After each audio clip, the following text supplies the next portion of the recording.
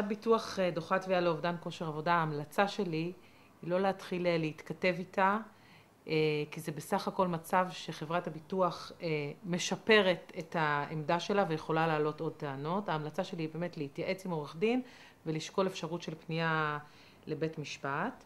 הטענות הנפוצות שבגינן חברת ביטוח תדחה תביעה לאובדן כושר עבודה, זה קודם כל הטענה הבסיסית שהיא תטען, אתה לא באובדן כושר עבודה לדעתי, ואז שווה להתייעץ ולבדוק אם כן יש אפשרות להוכיח שאותו מבוטח נמצא באובדן כושר עבודה. טענה בסיסית אחרת שעולה הרבה פעמים זה טענה של אי גילוי, שבעצם חברת הביטוח תטען לאור בדיקה של עברו הרפואי של המבוטח, את הטענה שבזמן שהוא התקבל לביטוח הוא לא גילה לה את המצב הרפואי שלו כמו שהוא, ועל כן היא תטען שהוא לא זכאי לכיסוי ביטוחי, תבקש לבטל לו את הפוליסה.